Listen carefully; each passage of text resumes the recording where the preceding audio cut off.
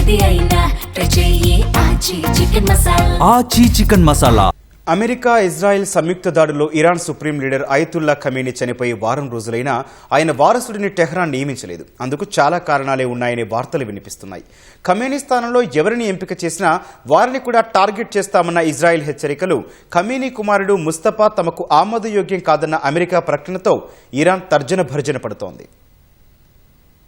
Ayatollah Ali Khamenei మరణం తర్వాత తదుపరి సుప్రీం లీడర్ నియామకాన్ని ఇరాన్ వ్యూహాత్మకంగా ఆలస్యం చేస్తోందనే ప్రచారం జరుగుతోంది. ఖమేనీ వారసుడిగా ఎవరిని ప్రకటించినా వారిని లక్ష్యంగా చేసుకుంటామని ఇజ్రాయెల్, అమెరికా హెచ్చరించిన నేపథ్యంలో భద్రతా కారణాలతో నియామకం వాయిదా వేసినట్లు ఇద్దరు ఇరాన్ అధికారులు చెప్పినట్టు అంతర్జాతీయ మీడియా పేర్కొంది. ఖమేనీ 56 ఏళ్ల కుమారుడు Mojtaba Khamenei Iran supreme leader రేసులో ముందున్నట్లు ప్రచారం జరిగింది. దీంతో ఆయన తమకు ఆమోదయోగ్యం కాదని అమెరికా స్పష్టం చేసింది. కొత్త నాయకత్వమే తమకు ఆమోదయోగ్యమని అమెరికా అధ్యక్షుడు ట్రంప్ తెలిపారు. మోజ్తబా చాలా కాలం నుంచి రహస్య జీవితం గడిపినప్పటికీ ఇరాన్లో ప్రభావవంతమైన వ్యక్తిగా గుర్తింపు పొందారు. తెర వెనుక ఆయన క్రియాశీలంగా పనిచేసినట్లు అంతర్జాతీయ మీడియా తెలిపింది. శక్తివంతమైన ఇస్లామిక్ రెవల్యూషనరీ గార్డ్ కోర్ IRGCతో ఆయనకు సన్నిహిత సంబంధాలు ఉన్నట్లు పేర్కొంది.